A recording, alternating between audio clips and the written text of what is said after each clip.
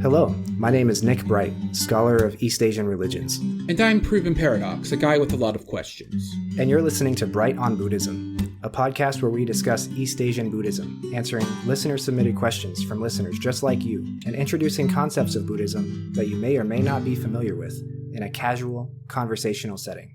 Enjoy. Hermit, what are those traders over there doing? Their transaction appears to have concluded long ago, but the seller seems to be showing the buyer more inventory.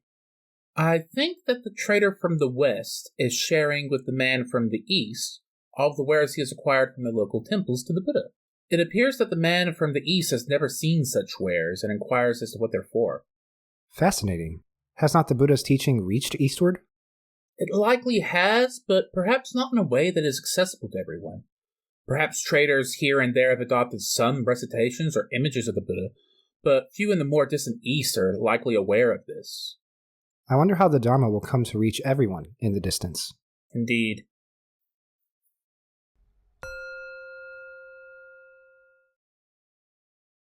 Hello and welcome to this week's episode of Bright on Buddhism.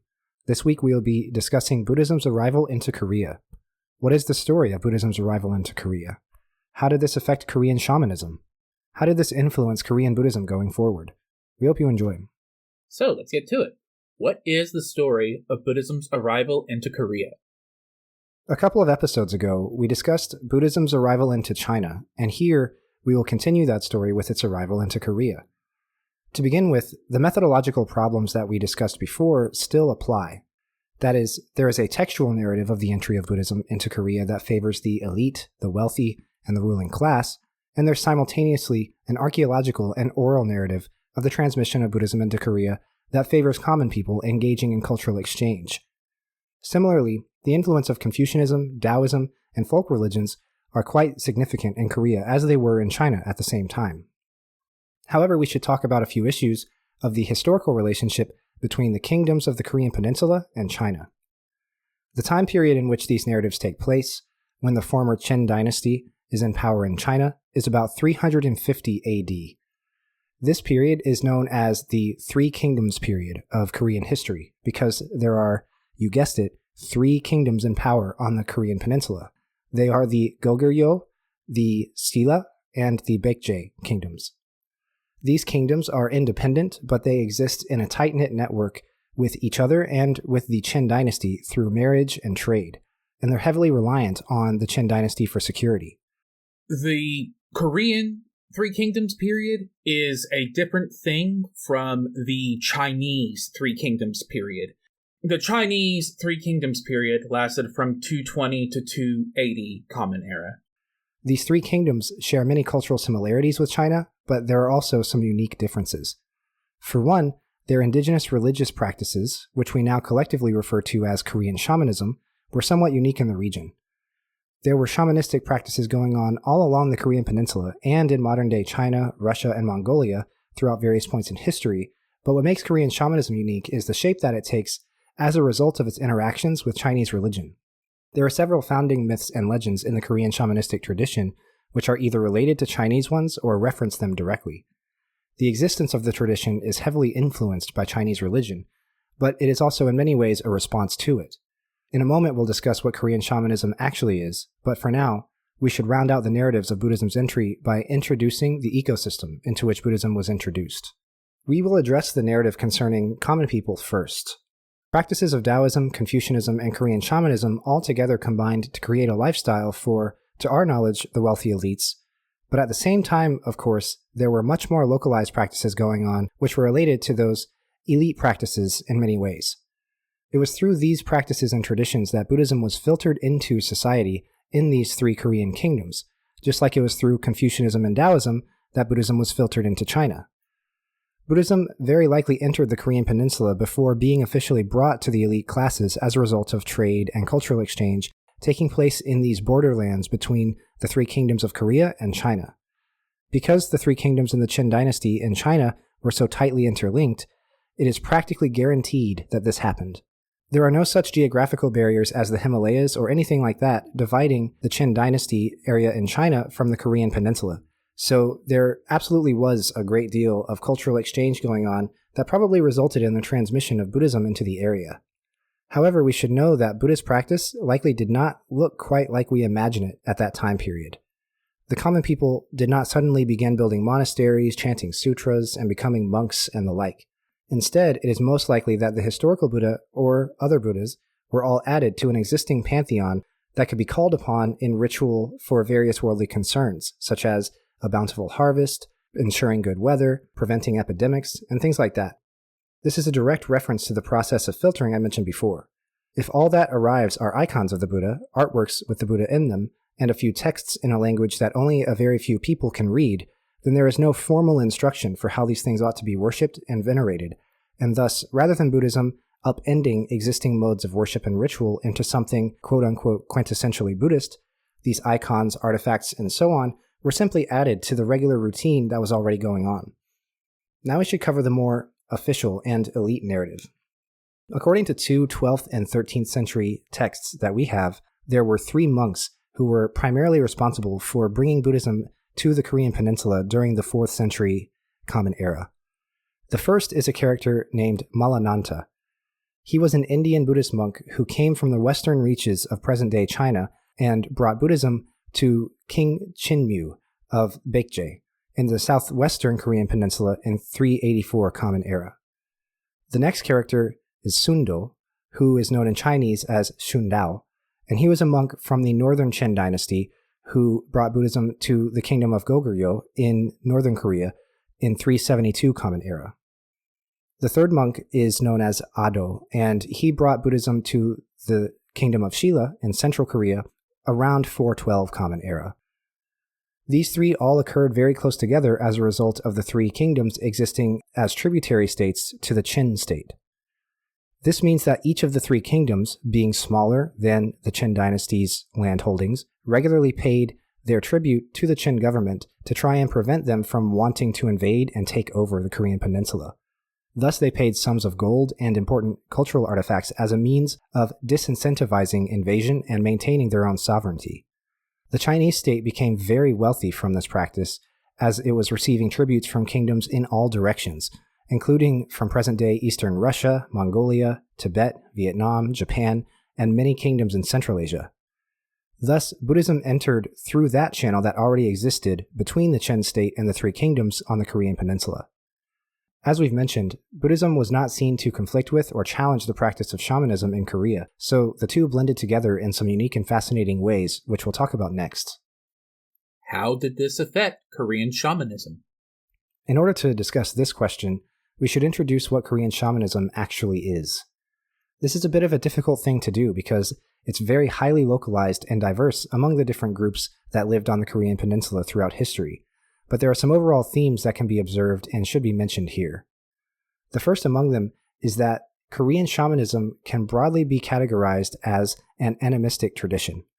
That means there is a belief that the world around us is animated and inhabited by spirits that can be and must be communed with in order to carry out a life that is prosperous and harmonious with the world around us. The term animistic is a bit problematic because it's a little condescending. People in these animistic religious communities don't think that there's a spirit in pens or in grapes or in computer screens that must be placated. This idea that they believe that there are spirits literally everywhere is sort of a colonizer point of view that thinks that these people are chronically superstitious about everything, and so classifying them as animistic is an attempt to flatten their religious practices and ritual traditions and hold them as inferior to Judeo-Christian conventions.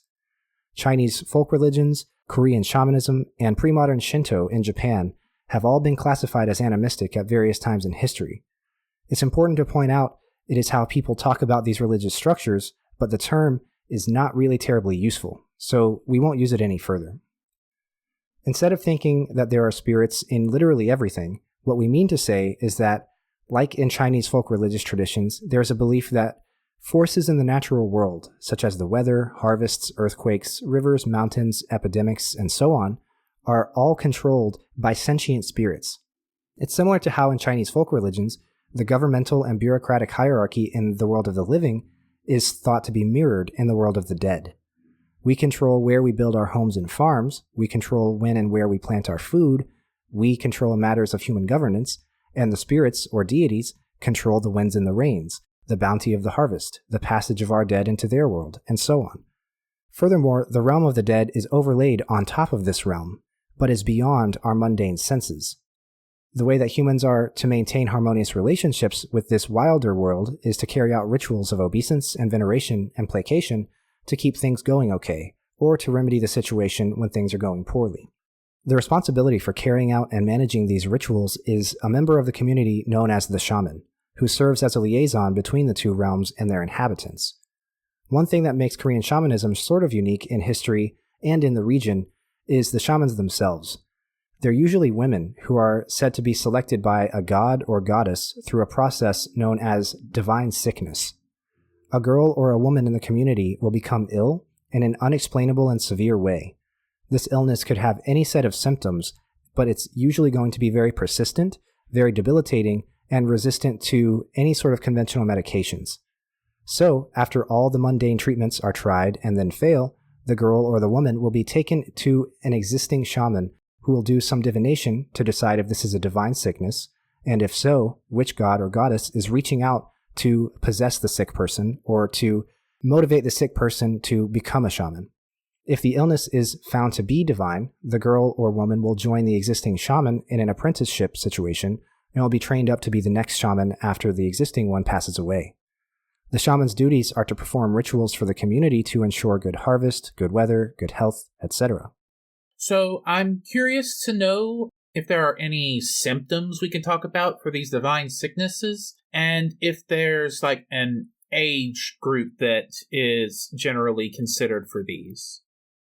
To the point about symptoms, there can really be any set of symptoms. However, an important theme or important thread that I have seen personally knowing about this is that usually there are bouts of severe malaise and sometimes even like fevered unconsciousness. And it's said sometimes that during those periods of fevered unconsciousness that the person who's afflicted with this divine sickness will have visions.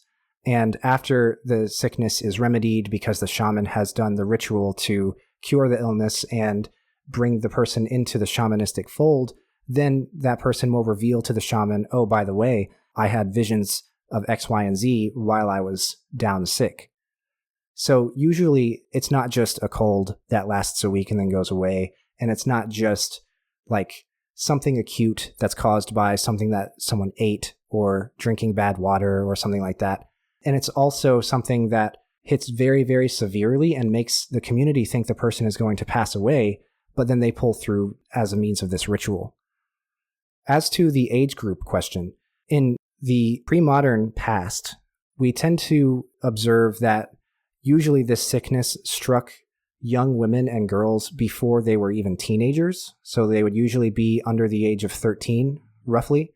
However, due to pressures of other religious traditions kind of growing in popularity and thus infringing on the tradition of Korean shamanism, and as a result of different political strifes, such as being colonized or being wrapped up in a war with a neighboring state, these things have become a lot more flexible over time. And so in the modern era, where these traditions are still kept up, you can sometimes see people being as old as 19, 20, 25 even, when they have their divine sickness, and then undergoing their apprenticeship and their ritual to become a Korean shaman on into their 30s and sometimes even 40s. Now, in the pre-modern era, you were supposed to be a fully realized independent shaman by the time you were in your 40s. But keep in mind that's also whenever a person's lifespan would have been probably on average a lot lower. Their life expectancy would have been in the 50s or 60s, and so their career would be a lot shorter. Nowadays, of course, you can expect to live a lot longer and have a lot longer of a career if you become a shaman even when you're 35 or 40, and then you can reach your peak of your career whenever you're in your 60s, for example. Another thing that's a bit unique to Korean shamanism is a ritual possession. So, in the course of carrying out rituals for the community, the shaman will undergo divine possession by her patron god or goddess. These rituals can be for divination, exorcism of malicious spirits, placation, or veneration. She will ritually open up herself to the deity and invoke them to take over, and in the process, her voice, her demeanor, her attitude will change, and she is then able to do whatever the ritual demands making use of the power of the deity. Additionally, I should note that the divine sickness is also seen as a type of possession by a god who is reaching into the realm of the living in order to select this person to become a shaman. Seems very similar to what we were talking about in episode 73 about possession in Tibetan Buddhism. This is absolutely true. This is something that other scholars have observed as well. And the connection / the coevolution that may or may not exist here is very fascinating, because Tibetan Bon is one of the places we can look to find the origins of Tibetan Buddhist possession rituals. And of course, then in Korea, the indigenous Korean Shamanism tradition is where we find this divine possession. But then the way that these get folded into Buddhism in Tibet and in Korea in different ways is almost like an observational study of two different paths of evolution of a religious tradition in different regions. And so there's a lot of work done out there, and of course a lot more that needs to be done on that topic in particular. But it's also similar to what I've heard about, say, the Oracle at Delphi or the like. Like, this is something that actually comes up in a lot of cultures. The more I think about it, there's often something similar to this coming up. I agree. This is very interesting that in these folk religious traditions, which may be called animistic at different times in history, they all have this kind of shared idea that there is a member of the community who is selected not only by the community itself, but also by the pantheon to be the bridge between the world of the living and whatever divine realm there is, whether it's a realm of the dead or whether it's a realm of the gods or whether those two are the same. There's usually a person who is supposed to be the one who can communicate and manage and mediate between the two parties to ensure the safety and prosperity of the community. There's a great deal more detail than this to get into, but we'll save that for our Asian Religions series episode on Korean Shamanism, which will come soon. We should get back to the question at hand. Like we've mentioned already, ancestor worship and nature veneration and such were not seen to be contradictory to Buddhist doctrine and practice, and so the two blended quite nicely. Buddhist funerary rituals, for example, blended very nicely with Korean shamanistic ones.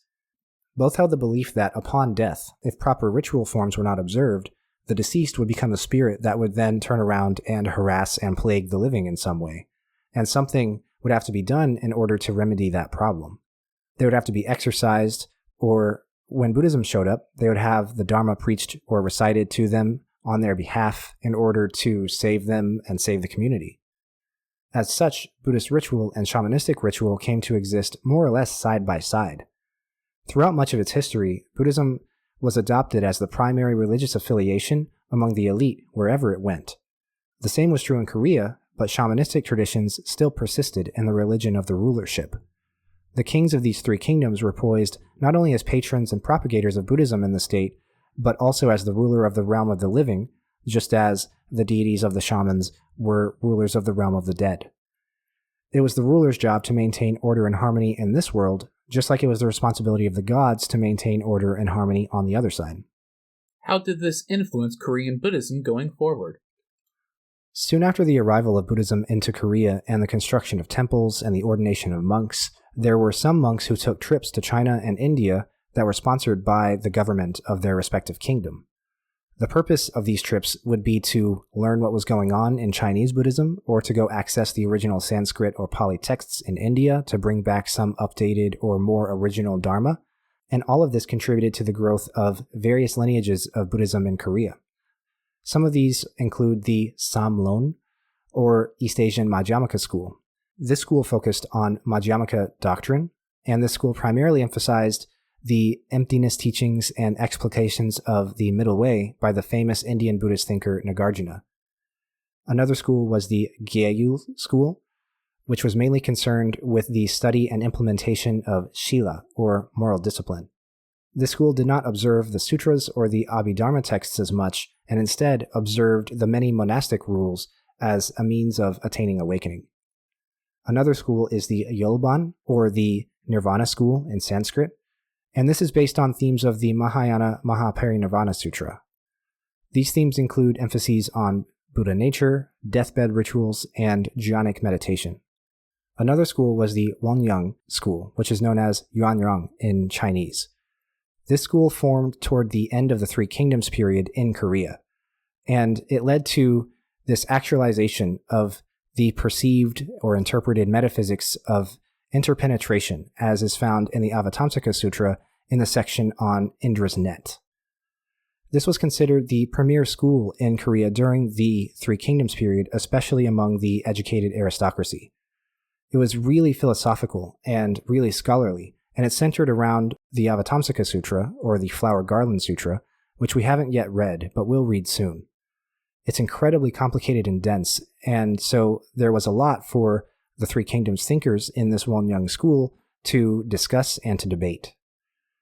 Another school we will mention is the Huayom school, known as Huayan in Chinese. This was the longest lasting of the quote-unquote imported schools. It had strong ties with the Beopseong school, which is an indigenous Korean school of thought. This school was also very emphatic on the Avatamsaka Sutra, but it was primarily interested in something called Dharma analysis, or meditation which sought to examine and understand the true nature of things in reality, including the Buddha's teachings. This is a type of meditation that is a meditative investigation practice, which aims at unlocking the secret to emptiness or dependent origination or something like that as a means of attaining enlightenment. Many of these schools have fallen out of popularity or have even gone extinct in modern Korea, but they're quite historically significant, especially this Wongyang school. This is the school concerned with the philosophical discussion and inquiry into the Avatamsaka Sutra.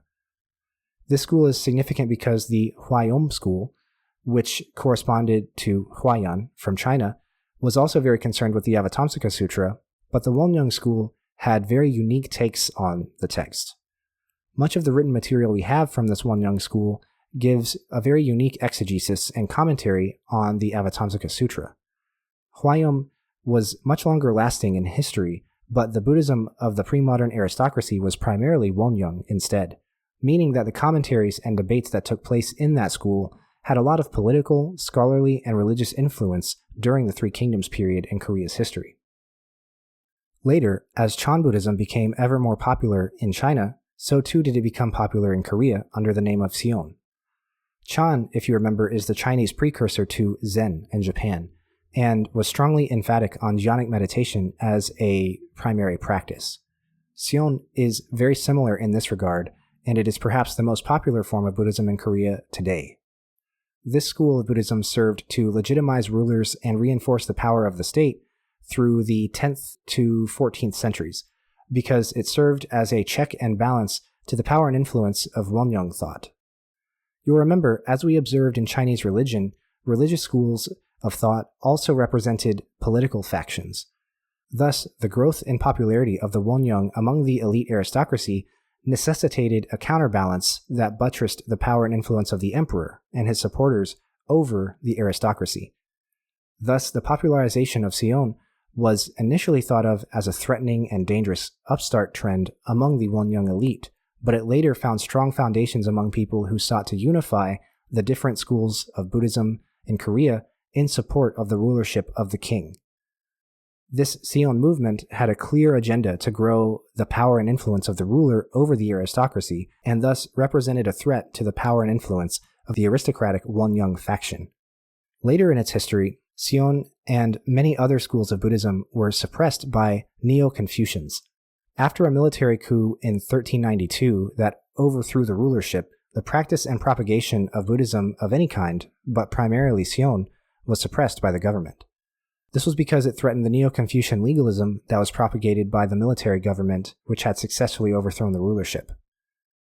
This suppression lasted all the way until 1910, when Buddhist organizations were finally allowed to, again, employ missionaries, receive patronage from the wealthy, and commission the creation of temples, art, and iconography. The reason 1910 is the special date is because that's when the Japanese invaded and occupied the Korean peninsula and enacted rules that they had placed on their own Buddhist institutions, including abolishing celibacy, vegetarianism, and many other things. The purpose of this was to westernize and modernize Buddhism, but also to take away a lot of its power and influence. As we've discussed before, it was seen as being a foreign and obsolete and seditious school of thought to Japanese imperial interests. In the present day, Buddhism is seen as a cultural and community practice rather than an issue of faith and belonging and belief. Families will go to temples on holidays and they'll make offerings, but they may have a Christian-style wedding, or they will practice ancestor worship in the home. This creates a very unique religious landscape and ecosystem that's very fascinating, yet severely understudied in the Western academic world. Western academia is primarily concerned with Chinese or Japanese Buddhism, and largely ignores Korean Buddhism for some unknown reason. I suspect that they must think that Buddhism was only ever passed through Korea on the way to somewhere else, and never really stopped there to change and transform in a very significant way. That is to say that there is this perception that there are few doctrinal or textual innovations that occurred in Korean Buddhism as compared to Chinese or Japanese Buddhism. However, that's simply not the case. There are very important monks and thinkers in Korean Buddhism that deserve a great deal more study and discussion in the Western scholarship. Just look at this Wonyoung school, for example. There is no analog in China or Japan for that specific school of Buddhism, and it represented the most important and popular form of Buddhism for the aristocracy for hundreds of years. If any of our listeners are opposed to go to Buddhist Studies Academia, I strongly recommend considering studying Korean Buddhism and this Wonyoung school in particular. We hope you enjoyed this week's discussion of Buddhism's entry into Korea. Join us next week where we will continue our discussion of secular Buddhism. How ought we evaluate the agenda of secular Buddhism and other sources in English about Buddhism? Could one not argue that upon encountering a more secularly inclined audience, it would make sense for Buddhism to be syncretized to a more secular iteration? How did/do people in Asia feel about secular Buddhism? We hope to see you there. Thank you for listening. See you next time. Thank you for listening. My name is Nick Bright, scholar of East Asian religions and voice of Hearer. And I'm Dox, editor, question asker, and voice of Hermit. And this has been Bright on Buddhism. Thank you for listening. If you like our podcast, or if you have a question you'd like us to discuss, we'd love to hear from you. Please consider leaving a comment or review, subscribing, or joining us on social media. Email us at bright.on.buddhism@gmail.com or find us on Mastodon at brightbuddhism@mstdn.party. As always, citations and resources for this episode can be found in the show notes. Thank you.